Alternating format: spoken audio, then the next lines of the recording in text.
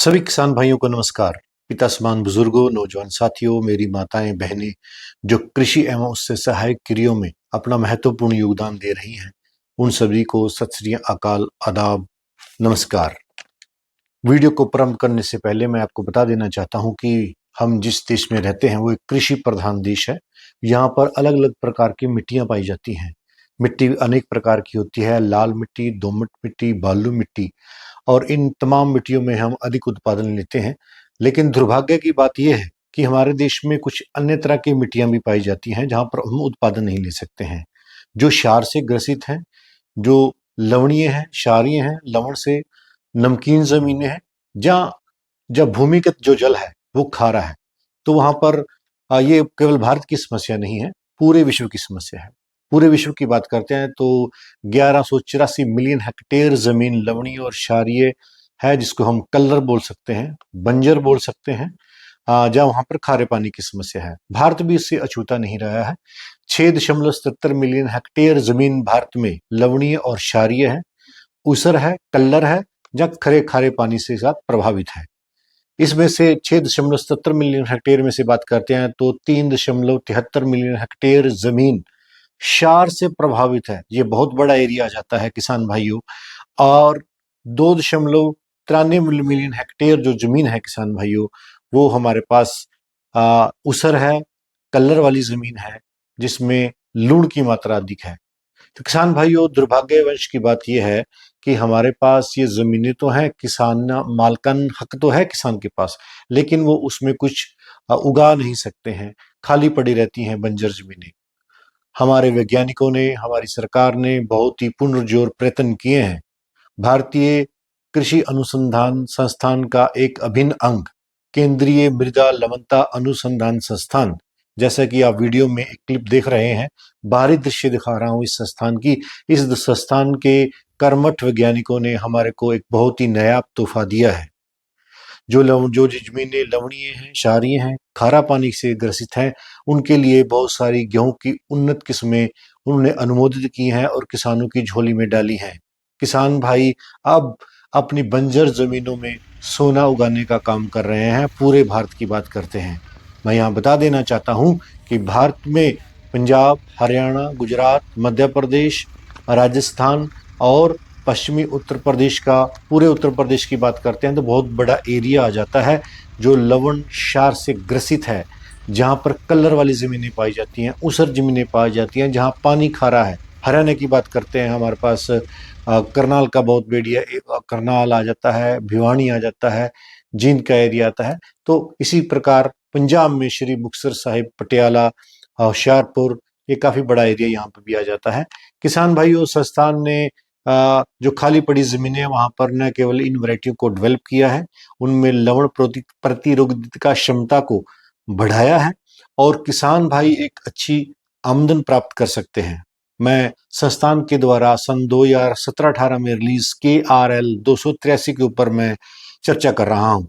किसान भाइयों, संस्थान इसकी सिफारिश, हालांकि पश्चिमी उत्तर प्रदेश के लिए अनुमोदित ये किस्म है, लेकिन इस किस्म का उत्पादन, खूबसूरती और विशेषताएं इतनी जबरदस्त हैं कि ये पश्चिमी उत्तर प्रदेश के तमाम सीमाओं को तोड़कर हरियाणा, पंजाब, राजस्थान, मध्य प्रदेश, गुजरात की सीमाओं में जा घुसी है। इतना जबरदस्त इसका उत्पादन है। बहुत सारे किसान भाई इसका उत्पादन, अच्छा उत्पादन ले रहे हैं। संस्थान इसकी सिफारिश 5 नवंबर से लेके 20 नवंबर के बीच में रिकमेंडेड करता है। किसान भाइयों, इसके परिपक्व होने की जो अवस्था है, जो इसकी पकने की अवधि है, वो 140 दिन से लेके 145 दिन है। संस्थान बिजाई करते समय इसका 40 किलो बीज रिकमेंडेड करता है। इसका दाना मध्यम मोटे आकार का होता है। किसान भाइयों, इसमें इसकी मुख्य विशेषता ये है कि इसके जो पौधे की ऊंचाई है वो मात्र 94 सेंटीमीटर है। इसमें गिरने की शंका बिल्कुल नहीं है। फुटाव बहुत अच्छा करती है और इसमें उत्पादन देने की समर्था भी बहुत अच्छी है। किसान भाई पशुपालन का काम करते हैं, किसान भाई शाम को हार्वेस्टिंग कंबाइन से करते हैं या थ्रेशर के माध्यम से करते हैं, तो उनको 20 क्विंटल से लेकर 25 क्विंटल तक का सूखा चारा भी प्राप्त हो जाता है। लवणीय ग्रसित जो जमीनें हैं, वहां पर इसकी जो आप मिट्टी टेस्ट करवा सकते हैं अपने राजकीय कृषि विश्वविद्यालय की लेबोरेटरी में, जहाँ जिला स्तरीय राज्य सरकार की जो लेबोरेटरी है वहाँ आप अपना मिट्टी का सैंपल और पानी का सैंपल जरूर ले जाएं। पानी का सैंपल लेते समय ध्यान रखें, आपका ट्यूबवेल कम से कम 1 घंटा चलने के बाद आपने सैंपल लेना है, उसको आप चेक करवा सकते हैं। ये KRL 283 की लवण प्रतिरोगिता जो क्षमता है किसान भाइयों, वो प्रतिरोगिता सीमा जो सी है वो 7.5 डेसीमीटर तक है, जबकि KRL 210 की जो प्रतिरोगिता क्षमता है वह 6.5 डेसीमीटर तक है, यानी एक एक से डेसीमीटर तक सीमीटर तक इसकी ज्यादा है। यानी KRL 210 जो ज्यादा खराब जमीनें हैं, जहां खारा पानी बहुत अधिक मात्रा में है, वहां पर KRL 210 उससे बहुत जबरदस्त प्रदर्शन करती है, कमाल का उत्पादन देती है। और क्षार रोधिकता सीमा जो सी है वो 9.35 pH तक है, जबकि KRL 210 की जो क्षार प्रतिरोधकता क्षमता है वो 9.3 है, और यहाँ पर 9.35 है, 9.35 pH तक है, और KRL 210 की 9.33 pH तक है। किसान भाइयों, हम इस गेहूं का उत्पादन लवणीय क्षारीय भूमि के साथ साथ हम सामान्य भूमि में भी इसका अच्छा उत्पादन ले सकते हैं।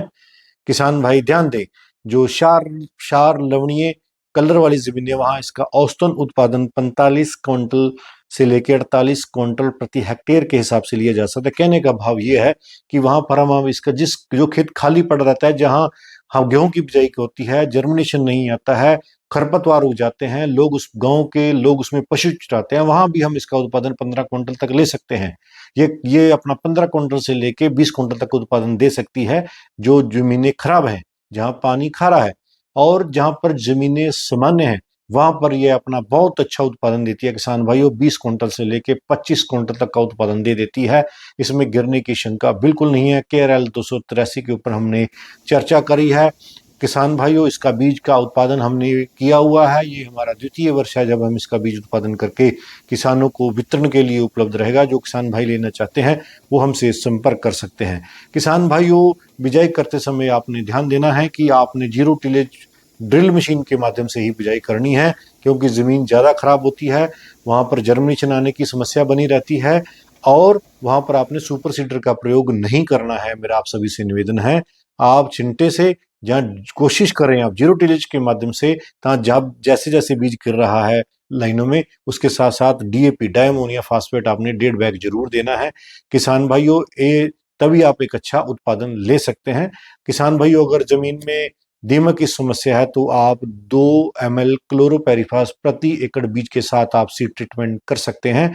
मेरा आप सभी से अनुरोध रहेगा कि मैंने आपसे विस्तृत जानकारी KRL 283 के लिए दी है, जो कि इन किसान भाइयों की जमीन बंजर पड़ी हुई है, किसान भाई उसमें सोना उगाने का काम कर सकते हैं।